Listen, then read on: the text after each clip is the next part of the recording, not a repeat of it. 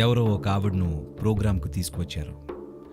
ఆవిడ దాదాపుగా 6 లేదా 7 నెలలు 8 నెలల క్రితం అనుకుంటా తన గొంతు పోగొట్టుకుంది. మంత్రాలను శ్రద్ధతో ఉచ్చరించాలి.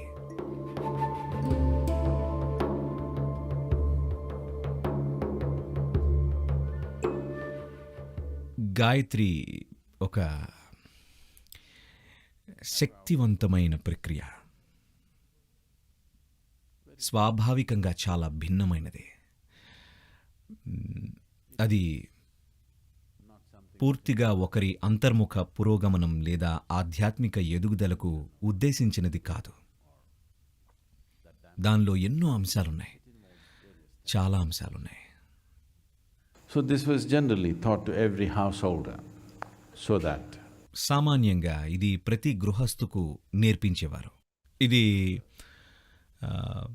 అంతగా ఏకాగ్రత లేని వారికి ఒక సహకారం, శ్రేయస్సుకు, ఆరోగ్యానికి, విజయానికి, ఇంకా జీవితానికి సంబంధించిన ఎన్నో అంశాలకు. కాబట్టి గాయత్రి అనేది చిత్తశుద్ధి కలిగిన ఆధ్యాత్మిక సాధకుడి కోసం రూపొందించినది కాదు. అది గృహస్థులకు ఉపకరిస్తుంది. వాళ్ళకి జీవితంలో ఆధ్యాత్మిక ప్రక్రియ కూడా ఒక అంశం.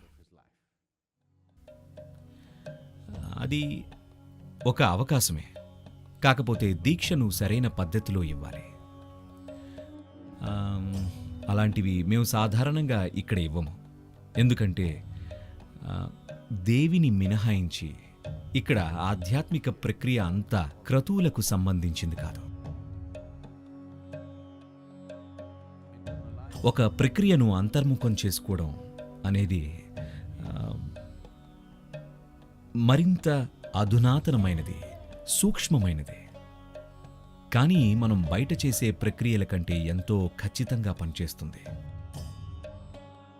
మనం బయట ప్రక్రియలను అంతర్ముఖ పార్శ్వాలకు ఉపయోగించినప్పుడు అవి దేశకాల పరిమితులు మీద ఆధారపడతాయి. ఎప్పుడు పడితే అప్పుడు చేయకూడదు, గుర్తుంచుకోండి. మీరు 24 గంటలు ఆధ్యాత్మికంగా ఉండలేరు. ఎందుకంటే మీరు బయటి ప్రక్రియలో నిమగ్నమై ఉన్నారు. అది మంచి సహకారమే, మంచి సాధనమే. కానీ అది మంచి ఊతం, అంతవరకే. సహకారం గురించి చెప్పుకోవాలంటే సహకారం పొందడానికి ఎన్నో మార్గాలు ఉన్నాయి. అన్నిటికీ మించి ఇక్కడ ఎవరైతే మా నుంచి ఉపదేశం పొందారో వారికి సహకారాన్ని పూర్తిగా భిన్నమైన విధానంలో ఉంటుంది. వాళ్ళు దానికోసం అడగాలి, అంతే, కేవలం అడగాలి. వాళ్ళు ఎక్కడున్నా సరే సహకారం దొరుకుతుంది. సహకార వ్యవస్థ అంటే టీచర్లు, వాలంటీర్లు ఉండడం కాదు. శక్తిపరమైన సహకారం ఎక్కడ ఉన్నా సరే ఉంటుంది. మాకు ఇలాంటి సహకారాన్ని ప్రతి మానవుడికి అందించగల సామర్థ్యం ఉంది. కాబట్టి మేము ఇలాంటి ప్రక్రియలను ఏర్పాటు చేయలేదు. ఇది దేశంలో ఎంతో కాలంగా జరుగుతున్న వాటిలో ప్రముఖమైనది. ఎంతో కాలంగా అంటే ముఖ్యంగా గత 1000 సంవత్సరాలుగా బహుశా ఆదిశంకరులు దీన్ని బాగా ప్రచారం చేశారు. ఎందుకంటే ఆయన ఉన్నప్పుడు సామాన్య జనాభాలో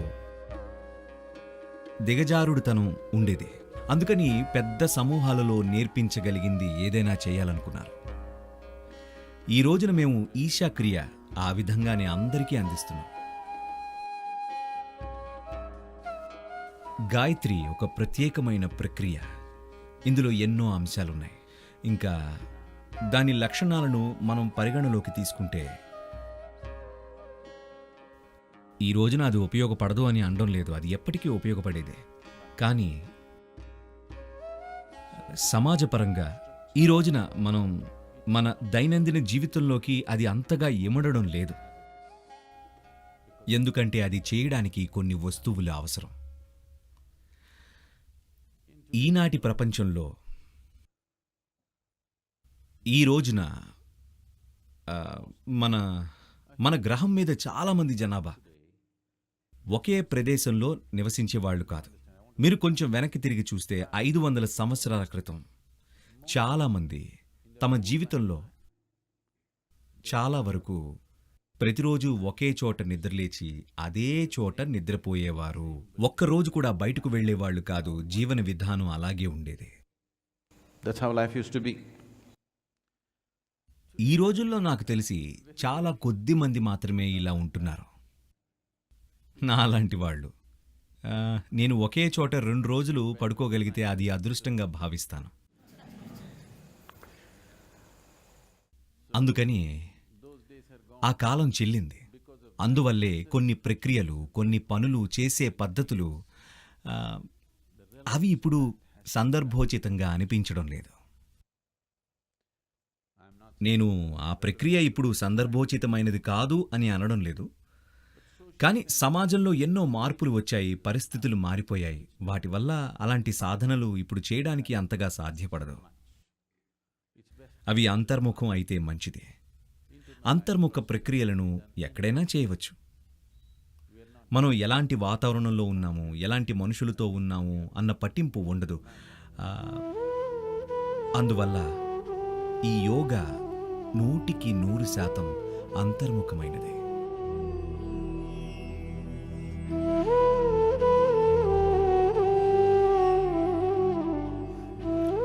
మీరు ఏదైతే గాయత్రి అని పిలుస్తున్నారో లేదా మరేదైనా సరే, దీన్నే మనం యోగాలో తంత్ర యోగం అంటాం.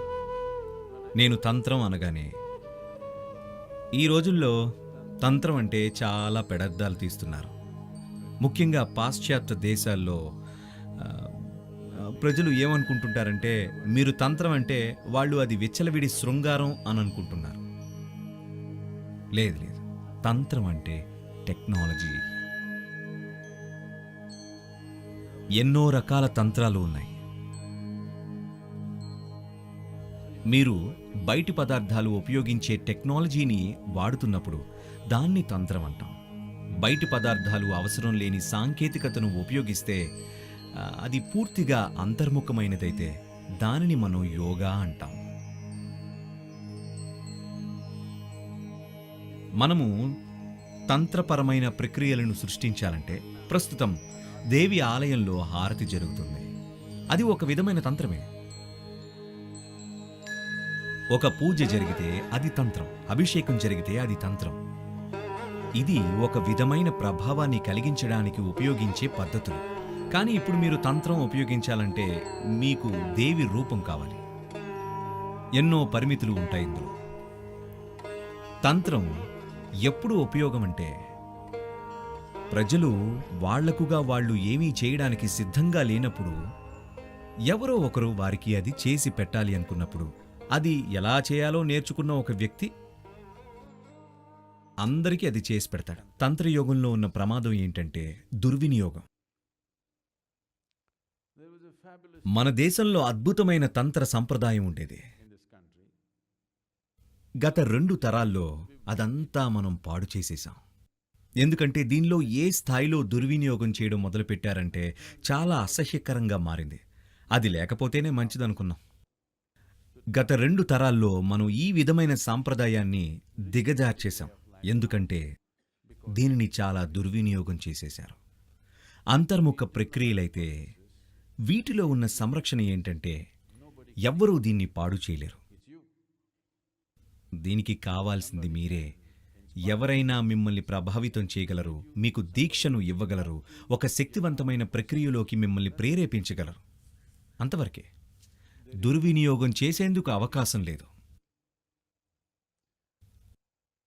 అదే సమయంలో తంత్రాన్ని పూర్తిగా వదిలేసుకోవాల్సిన పని లేదు. ఇది స్నానం చేయించిన నీళ్లతో పాటు పిల్లాన్ని పారబోయడం లాంటిది. మీరు అన్నీ వదిలేసుకోవాల్సిన పని లేదు. జాగ్రత్తగా నిర్వహిస్తున్న తంత్రం మంచిదే. మీకు ఉన్న ఈ మూర్ఖపు ఆలోచన తొలగించాలన్నది నా ప్రయత్నం. తంత్రం అంటే సెక్స్ కాదండి. అది బయట ప్రక్రియలను ఉపయోగించి మీకు కావాల్సినవి జరిగేలా చేసుకోవడం గురించినది. ఏవైనా సరే, ఎందుకంటే యోగులు, తాంత్రికులు, సైంటిస్టులు లాంటి వాళ్ళు అన్నీ మనకు పనిచేసే విధంగా ఎలా చేయాలి అని ప్రయత్నం చేస్తూ ఉంటారు.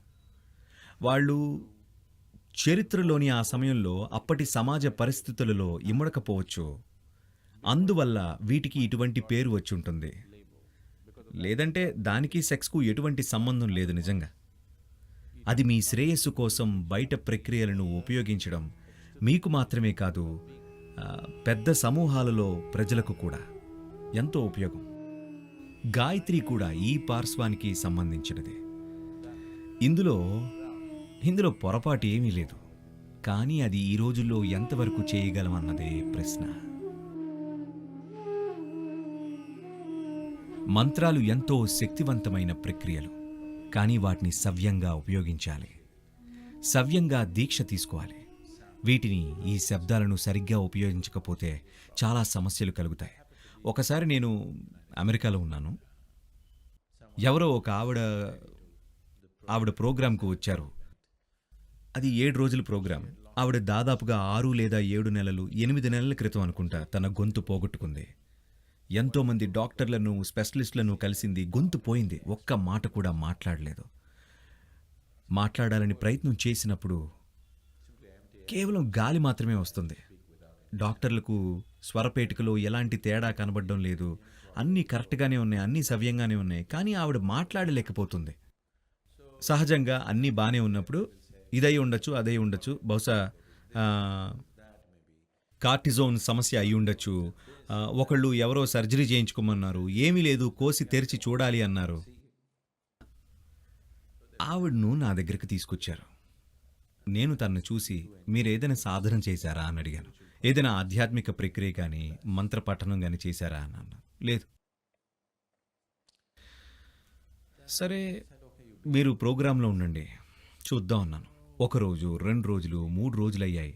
ఆవిడకు ఆందోళన పెరిగిపోతుంది. ఎందుకంటే ఆమెకు గొంతు రావడం లేదు. నేనేమో ఆవిడ స్వరపేటిక గురించి ఒక్క మాట కూడా మాట్లాడలేదు.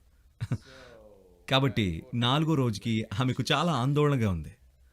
ఆవిడ మళ్ళీ నా దగ్గరికి వచ్చింది. నేను మళ్ళీ అడిగాను ఆవిడను, మీరు ఏదైనా మంత్రం చదివారా? ఎందుకంటే తనని చూసినప్పుడు ఏదో ఒకటి చేసి ఉంటుంది అనిపించింది. నాకు చాలా స్పష్టంగా తెలుసు తను ఏదో చేసింది. అబ్బే, ఆవిడ లేదు అంది. అప్పుడు నేను, మీరు ఏదైనా మంత్ర ప్రభావంలో ఉన్నారా అని అడిగాను. ఎక్కడైనా శక్తివంతమైన మంత్రాలు ఉచ్చరిస్తున్న చోటుకి వెళ్ళారా? వాటి ప్రభావం నీ మీద పడిందా అని అడిగాను. అబ్బే, లేదండి అని అన్నారు. చివరి రోజు తను చాలా ఆందోళన పడుతుంది. నేను మళ్ళీ ఆమెను కలిసి, చూడండి, మీరు ఏదో చేసుంటారు, లేకపోతే ఏదో మంత్ర ప్రభావం మీపై ఉండి ఉంటుంది. మీరు గత సంవత్సరంన్నరలో ఏం చేశారో చెప్పండి, ఎక్కడికి వెళ్ళారు అని అడిగాను. అప్పుడు ఆవిడ రాసి చూపిస్తుంది. తను మాట్లాడలేదు కాబట్టి. ఆమె గాయత్రి పఠనం చేశాను అని రాసింది. ఓ, మీరు గాయత్రి పఠనం ఎక్కడ నేర్చుకున్నారు అని అడిగాను. నేను ఇండియాలో వెళ్ళి ఒక సీడీ తెచ్చాను.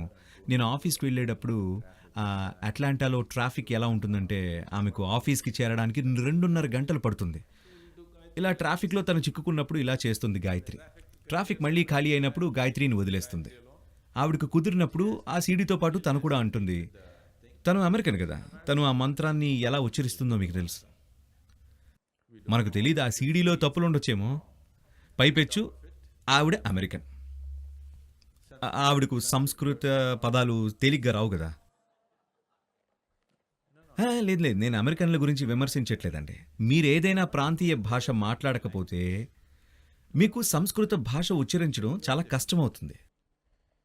అప్పుడు నాకు ఈ గాయత్రి ఉచ్చరించడంలో ఆమె పొరపాటు చేసింది అని అర్థమైంది. నేను ఇలా అన్నాను, ఏమండి, మీరు 3 నెలల పాటు మాతో పాటు వచ్చి ఇండియాలో ఉంటే మేము ఒక ప్రయత్నం చేస్తాం, కానీ ఖచ్చితంగా ఏమీ చెప్పలేం, కేవలం ప్రయత్నం చేస్తాము అన్నాను. ఆమె ఇక్కడికి వచ్చింది. ఆమెకు ఒక ప్రక్రియ ఇచ్చాము. 3 నెలల్లో ఆమెకు దాదాపు 70% తన గొంతు తిరిగి వచ్చింది. ఇంకా 30% రాలేదనుకోండి. ముందు నేను ఆమెను, మీరు మాట్లాడాలని ప్రయత్నం చేయవద్దు అని అన్నాను. ఈరోజు మొత్తం మీద 1 గంట సేపు మాట్లాడచ్చు, మిగిలిన రోజంతా మాట్లాడకూడదు. మెల్లిగా ఆమె మెరుగుపడింది. అయినా సరే ఆమె కొద్దిగా భావోద్రేకాలకు లోనైతే గొంతు పోతుంది. If she gets little emotional excitement, voice will go. ఒక సంవత్సర కాలంలో దాదాపు 90% గొంతు ఆమెకు తిరిగి వచ్చింది. కానీ కోపం వచ్చినప్పుడు మాత్రం గొంతు పోతూ ఉంటుంది. నేను అది మంచిది అని చెప్పాను. అది అలానే ఉండనివ్వండి అని చెప్పాను. మీకు కోపం వచ్చినప్పుడు గొంతు పోతుంది కాబట్టి కనీసం తప్పుడు మాటలు మాట్లాడరు కదండి, తప్పుగా మాట్లాడరుగా. కాబట్టి 3-3.5 సంవత్సరాల కాలంలో ఆవిడ పూర్తిగా కోలుకుంది.